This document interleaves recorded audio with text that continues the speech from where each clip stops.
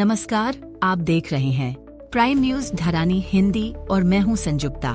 आज हम बात करेंगे भारत सरकार की नई पहल पीएम विद्या लक्ष्मी योजना के बारे में, जो हमारे युवाओं के सशक्तिकरण की दिशा में एक बड़ा कदम है। प्रधानमंत्री नरेंद्र मोदी ने हाल ही में कैबिनेट द्वारा पीएम विद्या लक्ष्मी योजना को मंजूरी दिए जाने की सराहना की है। उन्होंने कहा, यह योजना युवा शक्ति को गुणवत्तापूर्ण शिक्षा के जरिए सशक्त बनाएगी और हमारे देश का भविष्य उज्जवल बनाएगी। यह योजना हर साल 22 लाख से अधिक छात्रों को शिक्षा ऋण और वित्तीय सहायता प्रदान करने के उद्देश्य से शुरू की गई है। इससे देश के शीर्ष 860 उच्च शिक्षण संस्थानों में प्रवेश पाने वाले मेधावी छात्रों को बिना किसी गारंटी के पूरा ट्यूशन शुल्क और कोर्स के अन्य खर्चों के लिए ऋण मिलेगा। सरकार ने 2024-25 से 2030-31 के बीच इस योजना के लिए 3,600 करोड़ रुपए का बजट निर्धारित किया है, जिससे लाखों छात्रों को फायदा होगा। राष्ट्रीय शिक्षा नीति 2020 के अंतर्गत इस योजना का उद्देश्य सभी मेधावी छात्रों को वित्तीय सहायता प्रदान करना है, जिससे वे उच्च शिक्षा के अपने सपनों को पूरा कर सकें। एकीकृत पोर्टल पर छात्र आसानी से शिक्षा ऋण और ब्याज सब्सिडी के लिए आवेदन कर सकेंगे। आज हम एक अनोखी और हैरान करने वाली खबर लेकर आए हैं, जो आपके होश उड़ा देगी। ओडिशा के संबलपुर जिले के रैराखोल इलाके में एक ऐसा विचित्र मामला सामने आया है, जिसने सबको चौंका दिया है। यहाँ नप्पिदुल ब्लॉक के मरुआडी मुंडा गांव में एक बकरी ने इंसान जैसे चेहरे वाले बकरी के बच्चे को जन्म दिया है। हालांकि यह बच्चा मृत जन्मा था, लेकिन जैसे ही लोगों को इसकी खबर मिली, भारी संख्या में लोग इसे देखने के लिए वहाँ जमा हो गए। लोगों ने इसे एक कुदरती चमत्कार माना और इस नज़ारे को अपनी आँखों से देखने के लिए गांव में भीड़ उमड़ पड़ी। स्थानीय रिपोर्ट के अनुसार बकरी का यह बच्चा 4 पैरों के साथ बकरी की तरह ही था, लेकिन उसका चेहरा इंसान के बच्चे जैसा दिखता था। यह विचित्र बच्चा गोविंद महार नाम के व्यक्ति के घर में जन्मा, जो महार शाही गांव में रहते हैं। हालांकि इस घटना के पीछे वैज्ञानिक कारण हो सकते हैं। इसे जैविक उत्परिवर्तन या दुर्लभ आनुवांशिक दोष का एक मामला माना जा सकता है, जिससे जन्म लेने वाले जीव का चेहरा असामान्य हो जाता है। यह घटना केवल लोगों की उत्सुकता ही नहीं, बल्कि एक विज्ञान की चुनौती भी है। ऐसे अनोखे मामलों को देखकर लोग हैरान होते हैं, लेकिन वैज्ञानिक दृष्टिकोण से इसका अध्ययन किया जाना चाहिए। अब हम बात कर रहे हैं एक ऐसे प्रोजेक्ट के बारे में जिसका लंबे समय से इंतजार था। भुवनेश्वर मेट्रो रेल परियोजना। भुवनेश्वर मेट्रो रेल परियोजना को दिसंबर 2027 तक पूरा कर लिया जाएगा, ऐसा मेट्रो रेल प्रोजेक्ट अथॉरिटी का कहना है। यह मेट्रो ट्रेन भूमि से 13 मीटर ऊपर चलेगी। हालांकि राजमहल, जयदेव विहार ओवरब्रिज और बारंग में इसकी ऊंचाई और अधिक होगी। भुवनेश्वर मेट्रो रेल का संचालन हर 10 मिनट पर किया जाएगा, जिससे शहर में यात्रा करना और भी आसान और तेज हो जाएगा। प्रोजेक्ट अधिकारियों के अनुसार इस परियोजना के तहत 13 मेट्रो ट्रेनों की खरीदारी का भी प्लान है, जिनमें 3-3 कोच होंगे। इस समय मेट्रो परियोजना के लिए मिट्टी का परीक्षण किया जा रहा है। 50 से 60 फीट गहराई से मिट्टी के सैंपल लेकर उनका लैब में परीक्षण किया जा रहा है। मिट्टी के परीक्षण के बाद बुनियादी ढांचे का निर्माण कार्य शुरू होगा, जो इस परियोजना का अगला महत्वपूर्ण कदम है। भुवनेश्वर मेट्रो रेल परियोजना से न केवल आवागमन के साधनों में सुधार होगा, बल्कि शहर की ट्रैफिक समस्याओं का भी समाधान मिलेगा। आज की बड़ी खबर आ रही है ओडिशा के रायगढ़ जिले से, जहां कसिपुर ब्लॉक के हडिगुड़ा ग्राम पंचायत में सार्वजनिक वितरण प्रणाली (पीडीएस) के तहत दिए जाने वाले चावल में कीड़े मिलने का मामला सामने आया है। रिपोर्ट के मुताबिक अक्टूबर में हडिगुड़ा ग्राम पंचायत को 3 महीने के लिए पीडीएस चावल की आपूर्ति मिली थी, लेकिन जब लोगों ने इन चावल के बोरों को खोला तो उसमें कीड़े रेंगते हुए पाए गए। लाभार्थियों ने ऐसे घटिया गुणवत्ता के चावल लेने से इनकार कर दिया और जोरदार विरोध प्रदर्शन किया। हडिगुड़ा ग्राम पंचायत में 17 गांव शामिल है और 1927 परिवार पीडीएस प्रणाली के लाभार्थी हैं। लाभार्थियों ने साफ साफ कह दिया है कि वे इस तरह के खराब गुणवत्ता वाले चावल स्वीकार नहीं करेंगे। लाभार्थियों की मांग है कि उन्हें बेहतर गुणवत्ता का अनाज दिया जाए ताकि उनके स्वास्थ्य पर कोई असर न पड़े। इस घटना से स्थानीय लोगों में काफी आक्रोश है और वे जिला प्रशासन से इस मामले में सख्त कदम उठाने की मांग कर रहे हैं। अब हम बात करेंगे केंद्र सरकार के एक ऐतिहासिक फैसले की, जिसने देश के किसानों में एक नई उम्मीद जगा दी है।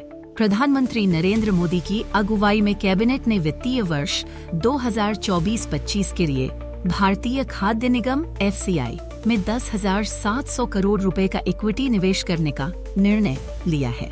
ये राशि FCI की कार्यशील पूंजी के रूप में इस्तेमाल की जाएगी ताकि किसानों को समय पर और उचित भुगतान सुनिश्चित किया जा सके। इस फैसले से किसानों में खुशी की लहर है। किसानों ने इस कदम को कृषि क्षेत्र के कल्याण और दीर्घकालिक विकास के लिए एक सकारात्मक और दूरदर्शी निर्णय बताया है।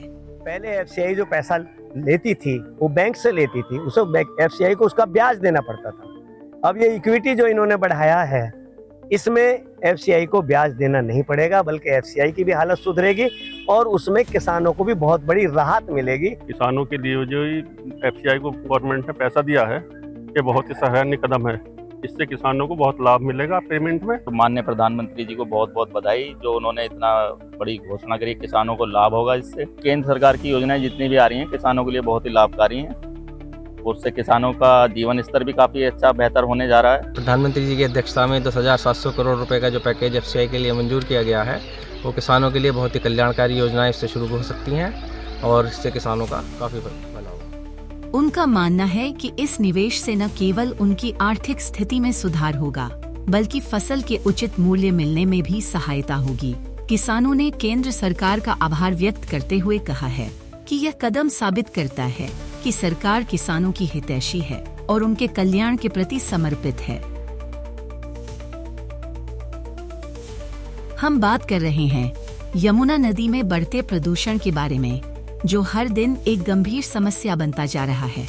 दिल्ली प्रदूषण नियंत्रण समिति की ताज़ा रिपोर्ट के अनुसार यमुना का पानी आज जहरीले स्तर तक प्रदूषित हो चुका है।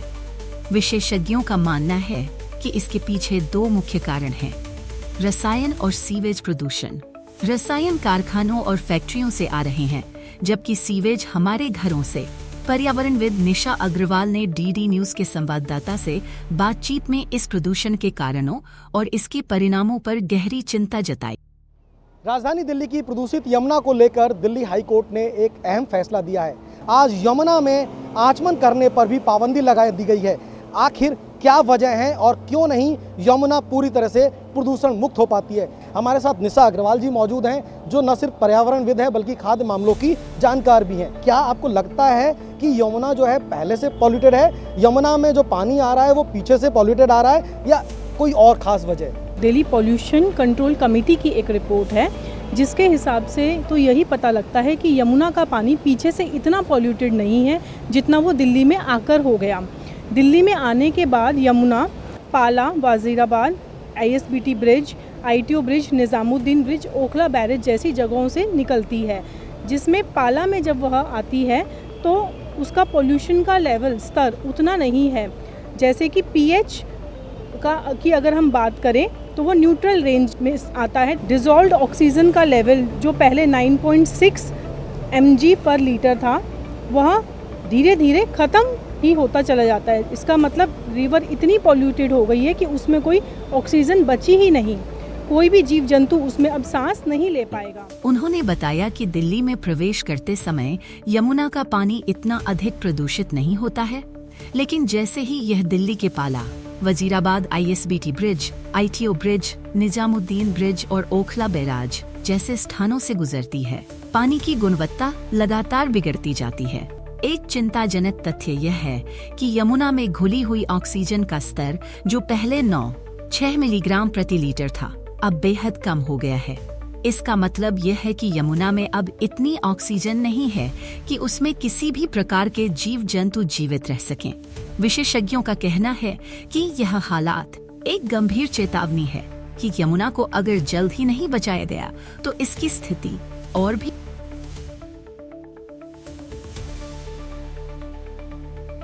हम आपको लेकर चल रहे हैं एक महत्वपूर्ण श्रद्धांजलि कार्यक्रम में महान स्वतंत्रता संग्रामी, पत्रकार, लेखक, वक्ता और कवि पंडित नीलकंठ दास के तिरोधन दिवस पर ओडिशा के मुख्यमंत्री मोहन चरण मांझी ने उनकी प्रतिमा पर पुष्पांजलि अर्पित की। इस अवसर पर विधानसभा परिसर में आयोजित श्रद्धांजलि समारोह में मुख्यमंत्री के साथ उप मुख्यमंत्री कनक वर्धन सिंहदेव और राजस्व मंत्री सुरेश पुजारी ने भी पंडित नीलकंठ को श्रद्धांजलि अर्पित की। पंडित नीलकंठ दास का योगदान स्वतंत्रता संग्राम से लेकर साहित्य जगत तक अमूल्य है और उनकी स्मृति में इस प्रकार का सम्मान समारोह उनकी महान विरासत को याद करने का अवसर है। एक महत्वपूर्ण खबर लेकर आए हैं जो ओडिशा के उमरकोट से जुड़ी हुई है। ओडिशा के उमरकोट में केंद्र सरकार मक्का के अपशिष्ट पदार्थ से एथेनॉल परियोजना की स्थापना करने की योजना बना रही थी। चूंकि नवारनपुर जिले में मक्का का उत्पादन भरपूर मात्रा में होता है, इस योजना के तहत मक्का के अपशिष्ट का उपयोग एथेनॉल उत्पादन में किया जाएगा। इसके लिए हिंदुस्तान पेट्रोलियम ने 500 करोड़ रुपए का निवेश करने का लक्ष्य रखा था और परियोजना में प्रतिदिन 500 किलो लीटर एथेनॉल उत्पादन करने की योजना थी। लेकिन इस परियोजना के लिए सरकार की ओर से आवश्यक 60 एकड़ जमीन अब तक नहीं मिल पाई है, जिससे योजना पर अमल में देरी हो रही है। पूर्व में पेट्रोलियम मंत्री धर्मेंद्र प्रधान ने इस योजना की घोषणा की थी, लेकिन जमीन न मिलने के कारण HPCL ने परियोजना से पीछे हटने का फैसला किया। कल हुई बैठक में शिक्षा मंत्री नित्यानंद गोंड ने इस मुद्दे पर बात करते हुए कहा कि नई सरकार इस परियोजना को लेकर गंभीर है और इसे आगे बढ़ाने के लिए हर संभव प्रयास करेगी। इसके साथ ही कृषि विभाग के साथ भी चर्चा चल रही है ताकि उमरकोट में एथेनॉल परियोजना जल्द से जल्द शुरू हो सके। अगर कोई नई संस्था इस परियोजना को लेकर रुचि दिखाती है तो राज्य सरकार उन्हें हर संभव मदद देने के लिए तैयार है। यह थी आज की प्रमुख खबरें। अगर आपको हमारी वीडियो पसंद आई हो तो कृपया लाइक और शेयर करें। साथ ही हमारे चैनल प्राइम न्यूज धरानी हिंदी को सब्सक्राइब करना न भूलें ताकि आप कोई भी अहम खबर मिस न करें। आप अपने विचार और सुझाव कमेंट सेक्शन में हमसे जरूर शेयर करें। हम आपके फीडबैक का स्वागत करते हैं और उसे अपनी रिपोर्टिंग को और बेहतर बनाने के लिए इस्तेमाल करेंगे। धन्यवाद हमारे साथ बने रहने के लिए। फिर मिलेंगे नई खबरों के साथ। तब तक के लिए नमस्कार।